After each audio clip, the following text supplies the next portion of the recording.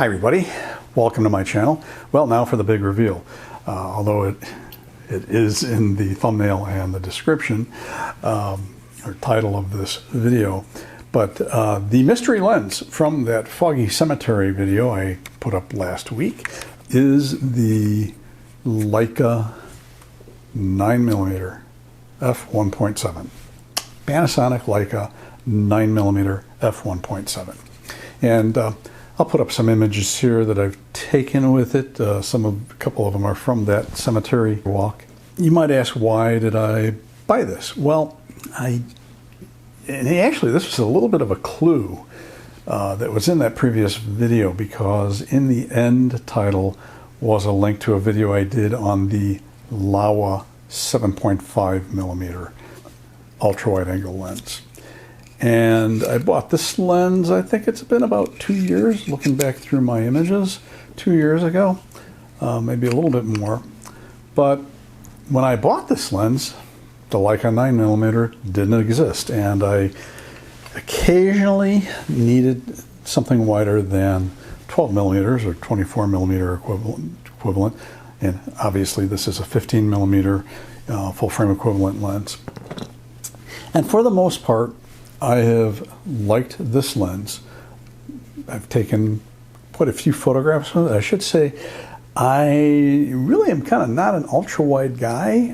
I want to have one just because occasionally you need to have them. In fact, I have used this doing my photojournalism. One thing in particular, here's a photo that I took with this lens of this mid-rise, this kind of mid-century mid-rise building in Oak Park, Illinois.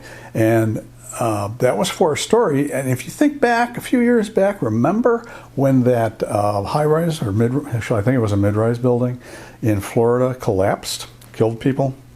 Well, when that happened, the village of Oak Park went, I should take a look around at similar structures and check them out. And they did, and evidently it was a good thing they did, because that building actually had some severe structural problems. I'll link to that story down in the description. But anyway, I kind of needed this lens to take the photo because there's no room. That street that building is on is right along the Union Pacific tracks that go through Oak Park.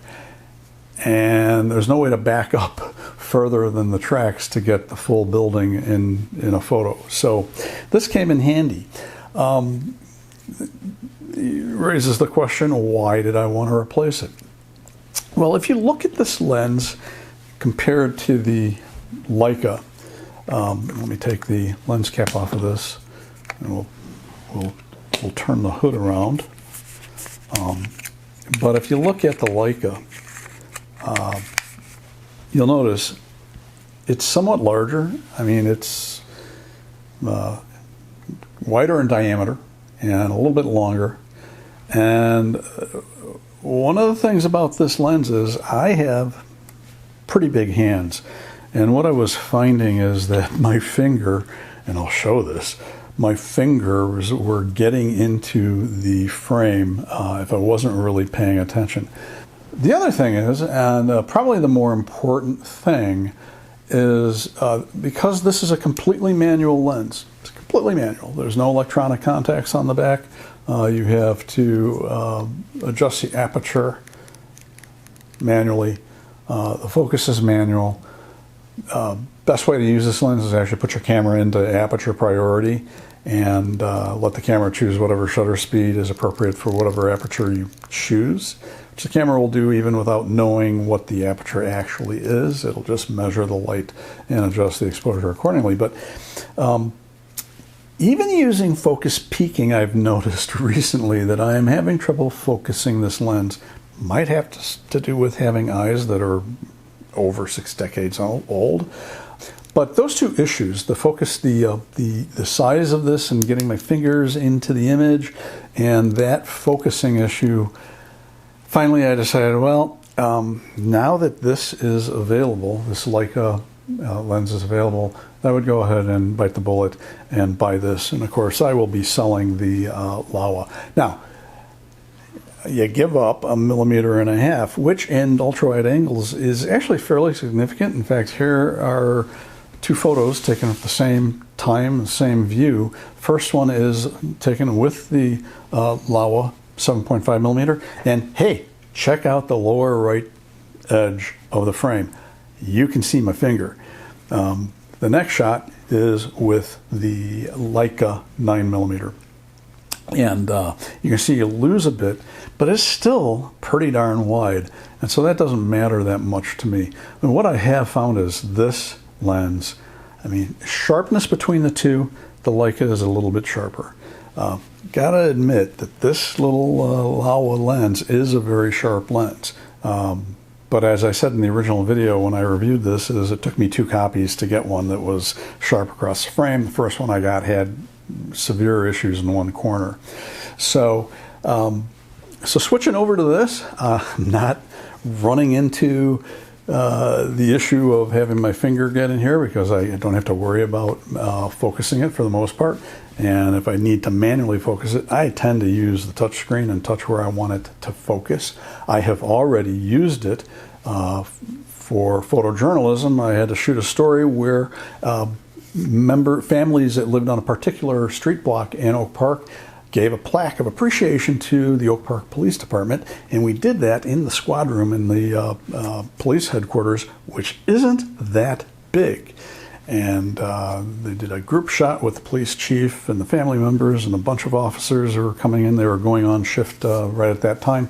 And I actually did need something wider than 12 millimeters, 24 equivalent, to take that shot. And here are some other, as I'm talking, I'm going to put up some other shots that I've taken with it. You know, the thing about ultrawides is they're actually, I think, difficult to use. I think most people would agree with me that they're difficult to use. I mean, if you just take a shot without thinking about it, you know, of a landscape, it pushes everything far away. So you need to have some foreground elements to play off in the perspective in that landscape. And so I've been running around playing with this thing, and you know, it's been working out quite well. Now, what I would really kind of recommend folks do if you're getting into the Micro Four Thirds system and you're looking for an ultra-wide lens, this little manual Laowa is still available.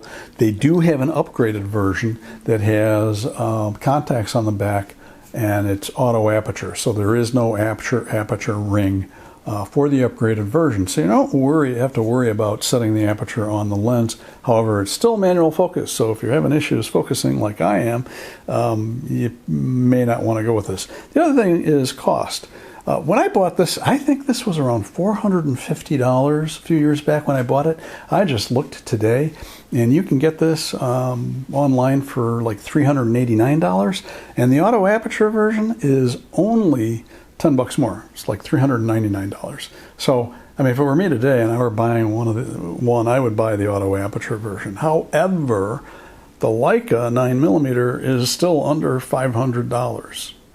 And so my feeling is if you're looking at an ultra-wide lenses, and unless you absolutely have to have really wide, like this 7.5mm/15 equivalent, unless you have to have that, might as well spend the extra money and get the full autofocus, fully automated Leica 9mm. So yeah, it's kind of amazing to me that they were able to make that thing so tiny when you think about it. And I should say that before I bought this lens, I had a used copy of the Lumix 7 to 14mm that at some point within 2 years of buying it, the autofocus motor pooped out, and getting that fixed was going to cost about as much as I paid for the lens. So that got sold on eBay for parts. Anyway, so those are my thoughts on these ultra wides. If this was helpful to you, please hit that like button. If you want to hit the little bell to notify you when I've got new videos up, that'd be great too. New subscribers are always welcome. If you have any input on these lenses, please leave them in the comments below. I'm sure I probably forgot to mention something, but if I did, hey, pop it down below. Any questions? I try to address those on a timely basis. I'm Todd Banner. I will see you next time.